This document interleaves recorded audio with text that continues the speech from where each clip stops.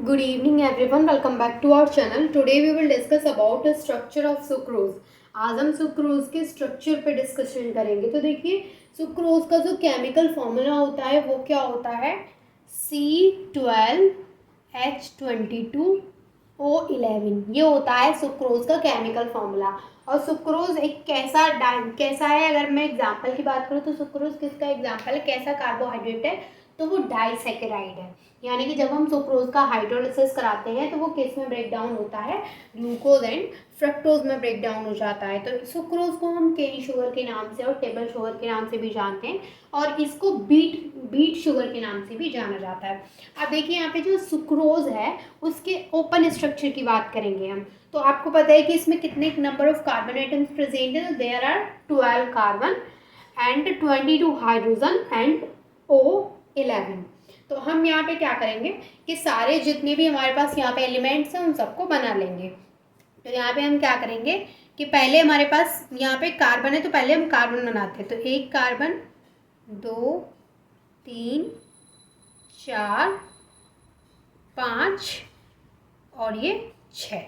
हमने इस तरीके से यहाँ पे 6 कार्बन बना लिए हैं। अब हम क्या करेंगे कि इस कार्बन को ऑक्सीजन से जोड़ देंगे, ठीक है, और इसको फिर कार्बन से इस तरीके से जोड़ देंगे। अब हम क्या करेंगे, सेम इसकी सीध में यहाँ पे सेम एक स्ट्रेट लाइन फिर से बनाएंगे। तो 1, 2, 3, 4, 5। अब देखिए यहाँ पर जो 5वां कार्बन है उसको हम ऐसे ही रखेंगे। अब एक जो कार्बन बनाएंगे हम इससे ऊपर बनाएंगे, तो होगा 6। समझ में आया आपको किस तरीके से मैंने बनाए। यहाँ पे पहले मैंने 6 कार्बन बना लिए, फिर पहला वाला जो कार्बन है उससे ऑक्सीजन को अटैच किया, फिर इस ऑक्सीजन के बिल्कुल सामने एक कार्बन बना लिया। अब ये जो कार्बन है इसको मैंने कार्बन नंबर 2 मान लिया, क्योंकि इसके ऊपर में मैंने एक बनाया। तो 1, 2, 3, 4, 5, 6, तो 6 कार्बन मैंने यहाँ बना लिए, 6 कार्बन मैंने यहाँ बना लिए। तो हमारे पास टोटल कितने कार्बन यहाँ पे बन चुके हैं, 12 कार्बन यहाँ पे बन चुके हैं। अब हम क्या करेंगे, अब हम यहाँ पे ऑक्सीजन को अटैच करेंगे। तो ऑक्सीजन को अटैच करेंगे, ऑक्सीजन कितने हैं, 11। तो सबसे पहले हम क्या करेंगे कि सारे कार्बन के पास एक एक ऑक्सीजन को अटैच कर देंगे। तो इस कार्बन से ऑक्सीजन अटैच है, इससे भी अटैच है, तो इससे हम नहीं छेड़ेंगे। इस वाले कार्बन से ऑक्सीजन को अटैच कर देंगे।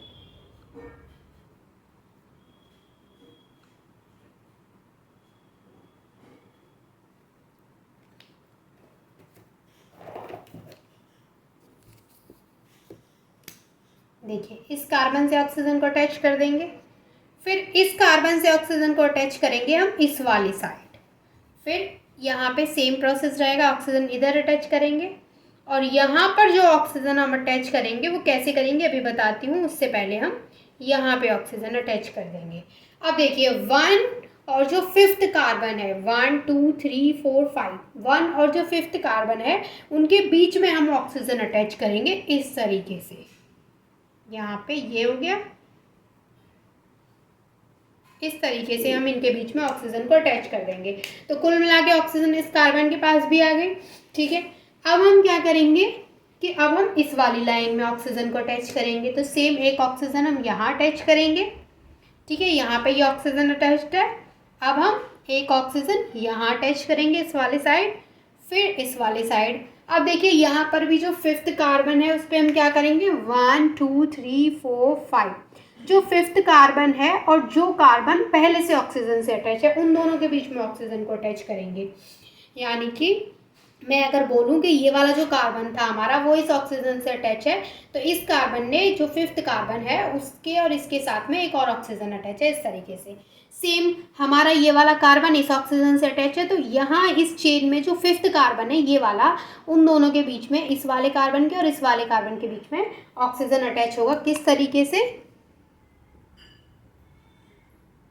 यहाँ पे ये ऑक्सीजन इस तरीके से, ठीक है।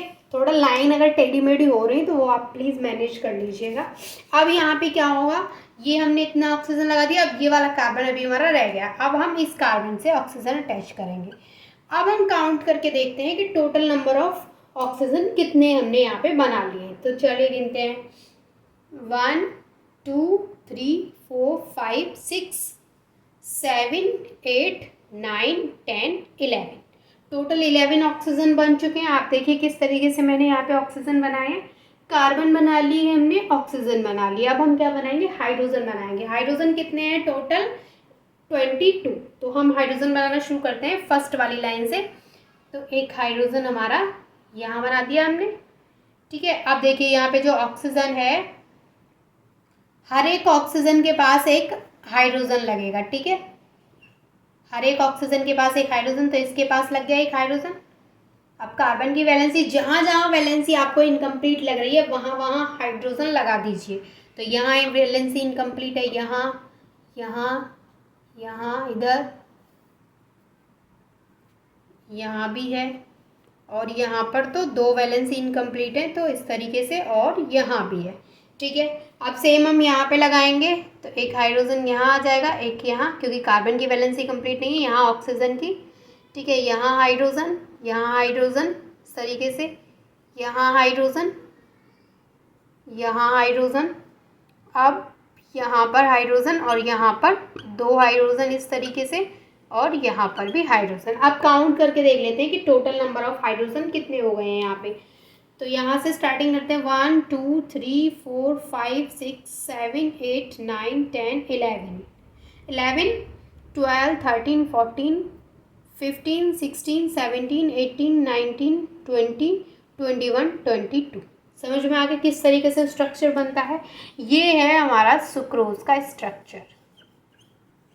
ये किसका स्ट्रक्चर है, सुक्रोज का स्ट्रक्चर है ये मैंने आपको ओपन स्ट्रक्चर बताया है। इससे ज़्यादा ओपन नहीं होता है, ये ओपन स्ट्रक्चर है, क्योंकि मैंने यहाँ पे एक एक एटम को, एक एक एलिमेंट को बॉन्ड बना बना करके आपको शो किया है, ठीक है। अब आप और ज़्यादा थोड़ा और अच्छे से बनाना चाहते हैं तो ये जो हाइड्रोजन और ऑक्सीजन के बीच में है, इस तरीके से इनमें भी बॉन्ड बना लीजिए, इस तरीके से, ठीक है। यहाँ इस तरीके से बॉन्ड बन जाएंगे। तो ये हमारा हो गया किसका स्ट्रक्चर, स्ट्रक्चर ऑफ सुक्रोज। तो आई होप कि आपको सुक्रोज का स्ट्रक्चर समझ में आ गया होगा। इसमें कोई डाउट वाली बात है ही नहीं है, स्ट्रक्चर है, ये आपको एज इट इज़ पढ़ना होता है। तो मैंने यहाँ थोड़ा सा ट्रिकी तरीके से इसको बनाना आपको सिखाया है। आई होप कि आपको समझ में आ गया होगा, and thank you so much for watching this video.